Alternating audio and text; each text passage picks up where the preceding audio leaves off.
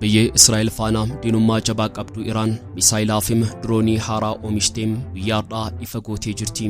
Pireezidaantiin Iraan Dr. Masoud Pezeshkian biyyoota Islaamaa waliin gamtaa uumuun guggaa sanyii kan raawwachaa jirtu Israa'elin likkii akka galchan dhaadatanii jiru. Waltajjii agarsiisaa waraanaa meeshaalee waraanaa ammayyaa waan dabalameen kan guyyaadhaa gaggeeffame kanarratti pireezidaantiin Iraan haasaa dhaadannoo fakkaatu taasiseetii jira. Pireezidaantiin kun dabaluun tokkummaa keenyaan biyyoota Islaamaa faana gamtaa uumuun ilma namaaf gara laafina tokkollee kan hin qabne kan araada dhiiga dhangalaasuu qabduu fi yakkamtuu duguggaa sanyii Israa'elin likkii ni galchina jechuun waltajjii kanarratti dhaadatanii jiru. Balanasaa toora YouTube Oromiyaa 24 News irraan qabannee dhiyaannee jirra. Ajajaan waraanaa Hizbullah Biraam leellaa qilleensarraa Israa'el Beerut irratti raawwateen wareegamuun isaa beekame. Ajajaan waraanaa Hizbullah Ibrahim Aqil jedhamu ajjeefamuu isaa kan mirkaneesse Hizbullaan lolii waraanaa ulfaataa biraan ba'aa giddu galeessaa keessatti jalqabee sadarkaa sodaachisaarraa ga'ee jira. Ji'a darbe keessa Ameerikaan ajajaa waraanaa amma ajjeefame Ibrahim Aqil akka barbaadu ibsitee turte. Maqaa Taahisiim jedhamuunis beekama. Nama bakka inni jiru eenyummaa isaa eereef odeeffannoo kennuun akka to'atamu godheef maallaqa kennuuf qophii ta'uu ibsitee ture. Itoophiyaan Soomaaliyaa weeraruuf meeshaalee waraanaa gara bulchiinsa Puuntlaanditti ergaa jiraachuun Soomaaliyaan sodaa qabduun yaaddoo keessa seenuu beeksistee jirti. Meeshaaleen waraanaa hayyama malee Itoophiyaarraa gara bulchiinsa Soomaaliyaa kan taate Puuntlaanditti fe'amuunsaa birmadummaa Soomaaliyaa kan sarbuu fi yaaddoo cimaa nageenya biyyaalessaa fi naannootiif agarsiistuudha jedha ibsi kun. Meeshaaleen waraanaa konkolaataa fe'isan gara daangaa Itoophiyaa daangaa ishee seenuu ragaa qabatamaa qabaachuu ibsite. Soomaaliyaan konkolaattonni fe'isaa lama meeshaalee waraanaa fe'anii Itoophiyaarraa gara Puuntlaanditti geessaa jiraachuun ragaa galmaa'ii ni mirkaneessa jechuun meeshaan kun waliin dubbii dippiloomaasii yookaan hayyama malee seenuu ibsite. Soomaaliyaan kun ammoo birmadummaa daangaa Soomaaliyaa akka sarbuu fi Itoophiyaan seera idil addunyaa fi bitamuu fi nageenya naannoof kutannoo qabaachuu irratti yaaddoo qabaachuu ibsite. Kanaan duras meeshaan waraanaa Itoophiyaarraa seeraan ala gara daangaa Soomaaliyaatti geeffamaa akka ture simatti. Meeshaan waraanaa Itoophiyaarraa gara naannoo Gulmudug geeffamee akka turee fi gara naannoo daawwat ammoo xiyyaaraan geeffamaa akka ture kan himu si Soomaaliyaa kun gochaan kun atattamaan akka dhaabbatu gaafatti. Ifannoo keenyaam laayik gochuutiin jalqabaa. Yooyaa shamaar kafuuneem kabajamtoota dhaggeeffattoota keenyaam kun Oromiyaa 24 News dha. Ifannoolee wayitaawaa golee addunyaa kan ba'aa giddu galeessaa dabalatee kan gaanfa Afrikaa bal'inaan kan isin biraan geenyu ta'a. Kanneen yeroo jalqabaaf gara chaanaala YouTube Oromiyaa 24 News dhuftan subscribe gochuun maatii keenyatti dabalamaa. Qophii keenya namoota hedduu bira akka ga'uuf laayik share gochuu waliif qoodam. Gara xumura odeeffannoo keenyaatiin Oromiyaa 24 News waliin turtii gaarii.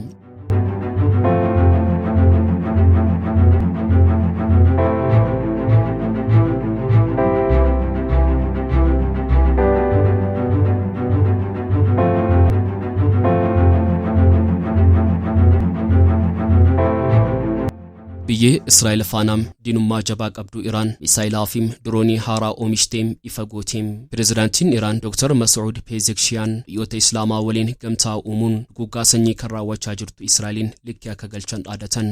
Muddama naannawaa ba'aa giddu galeessaa dabalateem Iraan michuu ishee Raashiyaa misaayilaa baalaastikii hidhachiisaa jirti himati jedhu dabalaa dhufee yeroo jirutti Iraan misaayilaa baalaastikii haaraa fi droonii haaraa sirna agarsiisaa waraanaa guyyaa irratti ifoomsi ishee AFP'n gabaasee jira.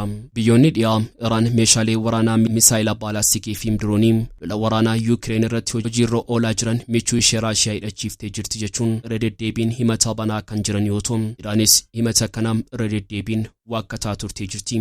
Agarsiisaa waraanaa biyya Riippaabilika Islaamaa Iraan guyyaadhaa magaalaa guddittii Teeraanitti geggeessite irratti kan hirmaatan pireezidaantiin haaraa biyyattii Masoud Pezeshkian haasaa taasisaniin yeroo ammaa dandeettiin humna ittisaa keenyaa haalaan guddateetii jira. Kanaaf qaamni kamuu Iraanin weeraruuf yaalu jedhaniiti jiru. Pireezidaantiin kun dabaluun tokkummaa keenyaan biyyoota Islaamaa faana gamtaa uumuun ilma namaaf gara laafina tokkollee kan hin qabne kan araada dhiiga dhangalaasuu qabduu fi yakkamtuu duguggaa sanyii Israa'elin likkii ni galchina jechuun waltajjii kanarratti dhaadatanii jiru. Hoogganaan waliigalaa Iraan Imaam Ayatollah Ali Khameneiin walgahii bakka buutota biyyoota Islaamaa idil addunyaa Iraan keessatti geggeeffamaa jiru irratti biyyoonni Islaamaa hariiroo Israa'el faana qaban guutummaatti akka addaan kutanii fi sochii siyaasaa ishee akka dadhabsiisan waamicha taasisanii jiru. Ajajaan waraanaa Hizbullah keessaa tokko kan ta'e Ibrahim Aqil lola qilleensarraa Israa'el Beerut keessatti geggeessiteen ajjeefamuun himame. Israa'el jimaata kaleessaa Beerut keessatti lola qilleensarraa raawwattee jirti. Israa'el ajajootii olaanoon Hizbullah hedduun ajjeefamaniiru yoo jettu Hizbullaan ammoo ajajjoota olaanoo keessaa tokko kan ta'e Ibraahim Aqil ajjeefamuu mirkaneesse. Qondaalonni Libaanos yoo xiqqaate haleellaa naannoo Daheehii jedhamutti raawwateen namoonni 14 ajjeefamanii hedduun miidhamaniiru jedha. Qondaalli olaanaa UN Rosemary DiCarlo naannoon ba'a giddu galeessaa balaa irratti argama jechuun yaaddoo isaanii ibsatanii jiru. Erga meeshaan quunnamtii harkaa Hezbollah Pagers jedhamu dho'anii namoota 37 ajjeesanii walgahii manni marii nageenyaa UN irratti dubbatanitti miidhaan sichi dhaqqabuuf deemu kan kanaan dura dhaqqabee ol ta'uu akka malu eeran. Haleellaa qilleensarraa Beirut keessatti Israa'el geggeessiteen gamoon mana jireenyaa tokko guutummaatti manca'e. Gareen lubbuu baraarsota bakkichatti imaluun kanneen caccabaa gamoo jalatti danqaman baraaraa turan. Waxabajjii keessaa Israa'el haleellaa Beirut keessatti geggeessiteen ajajaan waraanaa Hezbollah Fuad Shukur ajjeefamee ture. Eegasii kun kan jalqabaa yoo ta'u ammas ajajaa waraanaa garee kanaa Ibrahim jedhamu ajjeeste. Beirut keessatti muddamni ammaatiitti jira. Kanaaf Hezbollaan daandiiwwan cufeera.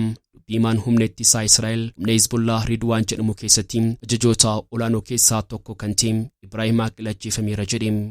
Dabalataan ajajootii waraanaa Hezbollah gara biraanis isa waliin haleellichaan ajjeefamuu hima. Beirut naannoo uummanni walitti qabamee jiraatu Dayyaa keessaa gamoo mana jireenyaa namoota nagaa jalatti walitti qabamuun dhokatanii ture. Dubbiimaan kun akka jedhanitti ajajootii Hezbollah fi namoonni dhuunfaa isaan waliin ajjeefaman Galiilaa weeraruuf namoota karoorsaa turan keessaati.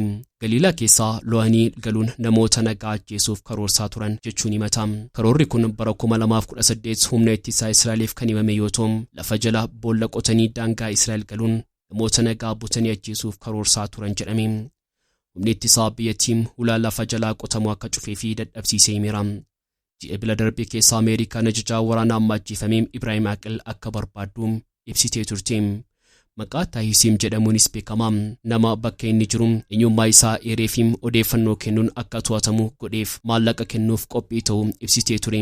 Qondaalli waraanaa Hezbollah kun tokkoon ajajaa olaanaa garee Ameerikaa UK fi biyyoonni lixaa shoror keessaa jedhan Hezbollah keessaa tokko waan ta'eef gama biraan ammoo hidhataa garee biraa waliin inni qabuun isa barbaadaa turte. Bara 1980 keessaa Aqil namoota haleellaa imbaasii Ameerikaa Beirut jiru irratti raawwate qindeesse keessaa tokko ture. Haleellichaan namoota 100 lakkaa'aman ajjeefamaniiru. Hezbollaan ajjeefamuu isaa miidiyaa hawaasaa isaa irratti mirkaneessuun gaggeessitoota qabsoo gurguddoo keessaa tokko jedhe. Gareen Hezbollah kun bara 1980 gara jalqabaa kan hundeeffame yoo ta'u Iraan Israa'elin mormuuf jecha garee kana hundeessuun himama. Yeroo sana Libaanos waraana waliinii keessa waan turteef humni waraanaa Israa'el kibbaa Libaanos qabatee ture. Meeshaan waraanaa Itoophiyaa irraa gara bulchiinsa Soomaaliyaa kan taate Puuntlaanditti ergamaa jira jechuun Soomaaliyaan yaaddoo ishee beeksifte. Ministeerri dhimma alaa Soomaaliyaa fuula miidiyaa hawaasaa irratti ibsa har'a baaseen meeshaaleen waraanaa karaa daangaa Itoophiyaa gara bulchiinsa Puuntlaanditti fe'amaa akka jiruu fi yaaddoo guddaa itti uumuu ibse. Meeshaaleen waraanaa hayyama malee karaa daangaa Itoophiyaa bulchiinsa Puuntlaanditti galuusaa Soomaaliyaan cimsitee akka balaaleffattuu fi gochaan kun birmadummaa biyyattii kan sarbu ta'uu ibse. Ministeerri dhimma alaa Soomaaliyaa meeshaaleen waraanaa hayyama malee Itoophiyaa irraa gara bulchiinsa Soomaaliyaa kan taate Puuntlaanditti fe'amuunsaa birmadummaa Soomaaliyaa kan sarbuu fi yaaddoo cimaa nageenya biyyaalessaa fi naannootiif agarsiistuudha jedha ibsi kun. Meeshaaleen waraanaa konkolaataa fe'isan karaa daangaa Itoophiyaa daangaa ishee seenuu ragaa qabatamaa qabaachuu ibsite. Soomaaliyaan konkolaattonni fe'isaa 2 meeshaalee waraanaa fe'anii Itoophiyaa irraa gara Puuntlaanditti geessaa jiraachuun ragaa galmaa'inii mirkaneessa jechuun meeshaan kun waliin dubbii dippiloomaasii yookaan hayyama malee seenuu ibsite. Soomaaliyaan kun ammoo birmadummaa daangaa Soomaaliyaa akka sarbuu fi Itoophiyaan seera idil addunyaa fi bitamuu fi nageenya naannoof kutannoo qabaachuu irratti yaaddoo qabaachuu ibsite. Kanaan duras meeshaan waraanaa Itoophiyaa irraa seeraan ala gara daangaa Soomaaliyaatti geeffamaa akka ture simatti. Meeshaan waraanaa Itoophiyaa irraa gara naannoo Gulmuduk geeffamee akka turee fi gara naannoo Baayidaawaatti ammoo xiyyaaraan geeffamaa akka ture kan himu ibsi Soomaaliyaa kun gochaan kun hatattamaan akka dhaabbatu gaafatti. Michoonni naannoo fi idil addunyaa gochaa kana akka balaaleffatanii fi Nichatti nageenyii fi tasgabbiin akka dhufu tattaaffii waloo jabeessuu qabu jechuun waamicha gootee jirti. Itoophiyaan ulaa galaanaa barbaachaaf jecha Somaalilaand wajjin waliigaltee wal hubannoo mallatteessuu hordofee Soomaaliyaa wajjin muddama keessa galtee jirti. Biyyoonni lamaan wal dhabdee isaanii karaa dippiloomaasiin akka furaniif Turkiin biyyoota lamaan waamtee mariisisuu erga eegaltee bubbultee jirti. Kanaan dura marsaa lamaan Itoophiyaa fi Soomaaliyaa Ankaraatti waamuun mariisistus bu'aan baay'een hin argamne. Marsaa sadaffaa immoo biyyoota lamaan qoba qobaatti akka mariisistuun Turkiin beeksistee jirti. Egaan kabajamtoota hordoftoota keenyaam odeeffannoolee wayitaa waan nuti sa'aatii kanaaf qabannee dhiyaanne asumarratti kuulama. Kanneen chaanaala YouTube keenyaa haaraa taatan subscribe tolchuun maatii keenya ta'aa. Qophii keenyaan like share gochuu waliif qoodaa. Hanga xumura odeeffannoo keenyaatti waan nu faana turtaniif galatooma.